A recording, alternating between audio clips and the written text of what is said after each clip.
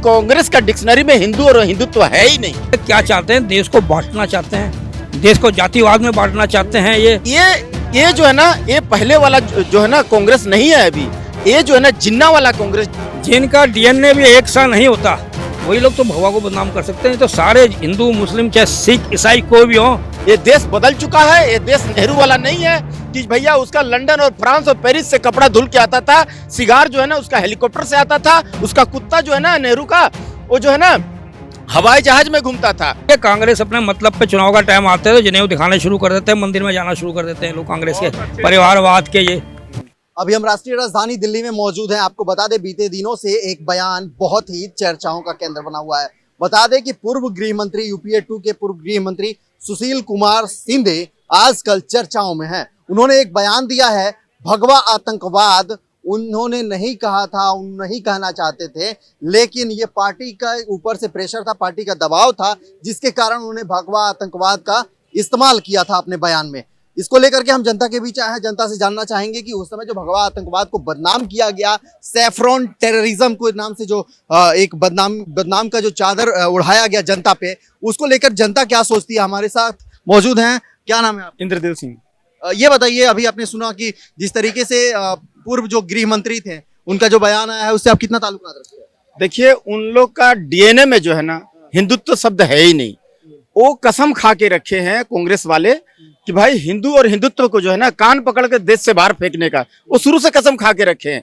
हम जो है उनको देख करके कहते हैं कि ये मौलाना राहुल खान साहब जो है, ये जो है बालक बुद्धि है, मंद बुद्धि है। हम लोग ऐसे उनका उपहास उड़ाते हैं, मजाक उड़ाते हैं, लेकिन वो तो साफ साफ कहते हैं कि अरे मंद बुद्धि तो तुम लोग हो, बुड़बक तो तुम लोग हो जो मेरे को बार बार वोट देते हो। मैं बार बार कहता हूं कि यहाँ का मैं हिंदू और हिंदुत्ववादियों को कान पकड़ के देश से बाहर फेंक दूंगा। केरला में सरेआम गाय काट के खाते हैं, है ना, सार्वजनिक रूप से, जिसको हम लोग गौ माता मानते हैं। और ये इनका महासचिव जो दिग्विजय सिंह जी जो हैं, वो साफ साफ कहते हैं कि हमारा डिक्शनरी में, यानी कि कांग्रेस का डिक्शनरी में हिंदू और हिंदुत्व है ही नहीं, है ना। और उसके बाद में श्री राम प्रभु का जो है ना मंदिर के ऊपर में बोले हैं कि मेरा अगर सरकार आ गई, यानी कि कांग्रेस की सरकार आ गई, तो ये राम मंदिर का फैसला पलटवा देंगे, 370 धारा वापस फिट कर देंगे। तो ये जो है ना, ये पहले वाला जो है ना कांग्रेस नहीं है अभी। ये जो है ना जिन्ना वाला कांग्रेस जो है, लोग कह रहे हैं कि कांग्रेस की मानसिकता और कांग्रेस की जो डीएनए है वो जनता जान चुकी है। उसका परिणाम हरियाणा इलेक्शन में देखने को मिल गया था। देखिए, ये तो शुरुआत है। अभी हर स्टेट जो है ना ये भगवामय हो जाएगा। ये जितना भी गाली देते हिंदुत्व को, जितना भी भगवा आतंकवादी कह दें, आतंकवाद का कोई धर्म नहीं होता है। चाहे हिंदू, मुस्लिम, सिख, ईसाई, कोई भी जात का अगर क्राइम करता है तो सिर्फ एक अपराधी है और उसको सिस्टम जो है ना सही सजा दे।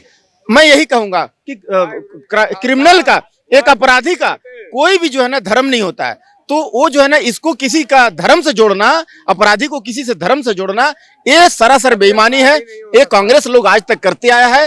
ये अब जो है ना नहीं चलेगा। ये देश बदल चुका है। ये देश नेहरू वाला नहीं है कि भैया उसका लंदन और फ्रांस और पेरिस से कपड़ा धुल के आता था, सिगार जो है ना उसका हेलीकॉप्टर से आता था, उसका कुत्ता जो है ना नेहरू का वो जो है ना हवाई जहाज में घूमता था। लोग कह रहे हैं कि ये महाराष्ट्र पॉलिटिक्स को, जो अभी आने वाला विधानसभा चुनाव है, उसको लेकर के ये कहीं ना कहीं एक स्टंट है। लेकिन वहीं जो सुशील कुमार शिंदे का बयान है, उस समय मैं पार्टी में कार्यरत था, अभी सेवानिवृत्त हूँ, तो मैं ये जो सच्चाई है वो सामने पॉडकास्ट के दौरान सामने जो आई है, वो कह रहे हैं कि ये उनके मन की बात थी। वो नहीं चाहते थे कि इस तरह का बयान दे। उससे पहले पी चिदम्बरम भी भगवा आतंकवाद का जिक्र कर चुके हैं। जी, वो कांग्रेस का डीएनए में है कि भाई हिंदुत्व और हिंदू है ही नहीं।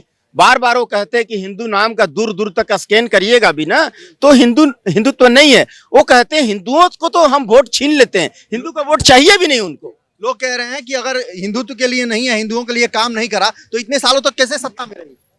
अरे बेईमानी करके, गड़बड़ी करके। सोशल मीडिया नहीं थी, एकमात्र यहाँ से प्रिंट मीडिया चलती थी। वो आता था, इंदिरा गांधी जी जो बोलते थे वही लिखता था। बहादुर शाह जफर रोड यहाँ दिल्ली में है, वहीं से प्रिंट मीडिया छपती थी। सारा देश में वो जो बोलेंगे वही लिखेगा।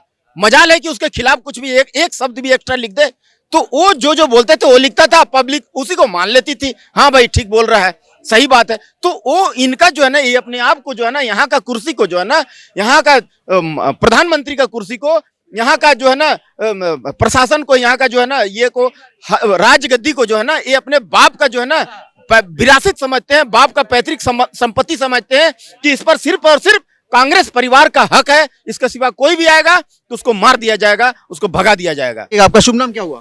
मेरा नाम ललित मालकोटी है जी पहले तो नमस्कार कहता हूँ आप सबको।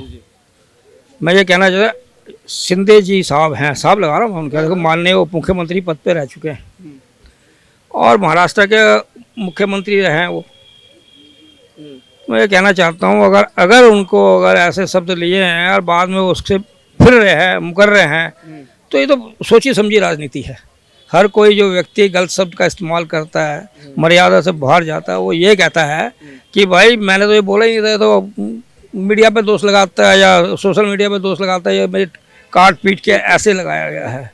देखिए ऐसे ही कांग्रेस की टीम में एक पी चिदम्बर जी थे, बड़े बड़े लॉयर भी थे और उसके साथ वो देश के प्रमुख पदों में रहे, प्रमुख मुद्दे में कई में आया था प्रमुखों में, उसमें वो पद अधिकारी भी रहे हैं कांग्रेस के। उन्होंने भी एक बार गलत शब्द का मर्यादा से बाहर होके बोला था। उसके बाद राहुल गांधी, गलत शब्द कौन सा था वो? यही बोला था, अपमान किया था क्या बोला था? कि ये जो है भगवा वाले हैं, जो हिंदू हैं, ये वो है स्नानी करना। तो उन्होंने भगवा का अपमान किया था और उनका एक मकसद था कि आरएसएस को भी बदनाम करे। ठीक है ना। तो इसीलिए राजीव गांधी ने भी और राहुल गांधी ने भी ये अपनाया। संसद के अंदर कोई छुपा नहीं है प्रेस और मीडिया से। इन्हीं के टाइम के उन्होंने भी अपशब्द का बोला है और बाद में फिर मुकर गए कि भाई मुझे तो ज़बरदस्ती कहा गया था ऐसा बोलने के लिए, क्योंकि एक चीज़ है, कोई चीज़ छुपती नहीं है, सामने आ जाती है। फिर जब उसकी बखिया उधेड़ी जाती है ना उस बात की, तो ये फिर अपनी गलती मानने के लिए थोप देते हैं। उन्होंने कहा था, लिखित प्रोपोगंडा था और हमने इसका प्रचार किया।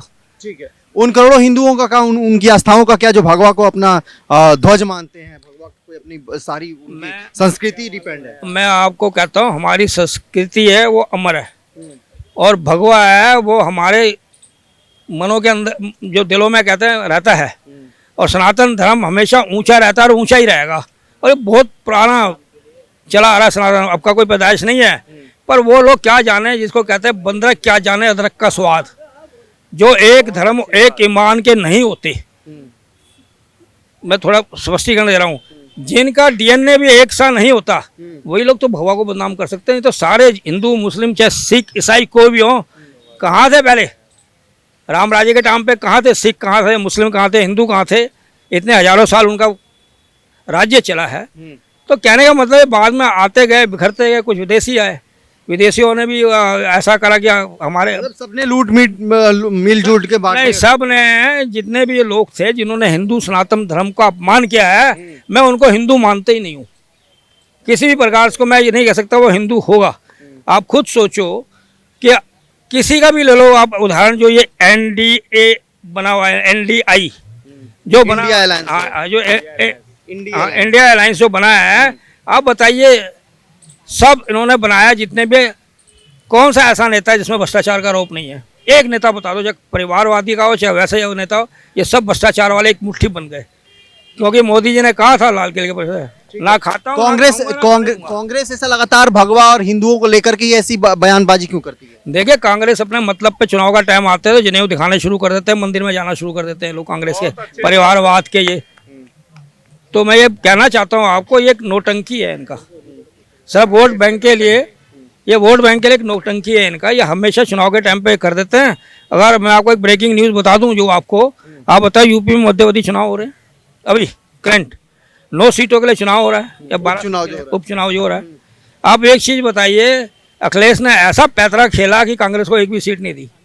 2-3 सीट दे थे, कांग्रेस ज़्यादा मांग रहे थे, वहाँ से इन्होंने जीतना नहीं था कांग्रेस से। मतलब ये सिर्फ मोदी का विरोध करते हैं, इनका आपस में बनती नहीं है ये काम। देखो जो इतने साल से अब सत्ता पे बैठे रहे जो लोग, उनको एक लालच लग जाता है। इन पर किसी तरह की धन की कमी नहीं है, प्रॉपर्टी की कमी नहीं है, देश विदेशों में इनके पास काफ़ी है।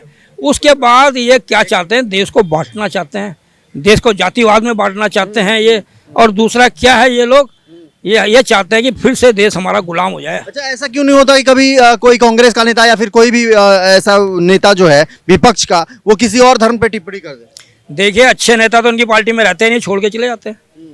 जो अच्छे नेता लोग हैं उनको पता है ये परिवारवाद सिर्फ राहुल को करना चाहता ऊपर, और कोई किसी को नहीं चाहता, उसको ही प्रधानमंत्री के रूप में देखने जाते हैं। और उसमें भी देखो हर पार्टी में चाटुकारिता होते हैं, पर इसमें क्या है कि सबसे ज़्यादा लाइन लगी पड़ी है, इसी लाइन में होते हैं, ठीक है ना। तो क्या होता है कि जो इसको पढ़ाया जाता है और राहुल वही सामने रख देता है, अपनी बुद्धि और सोच के तो बोलता ही नहीं ना कुछ।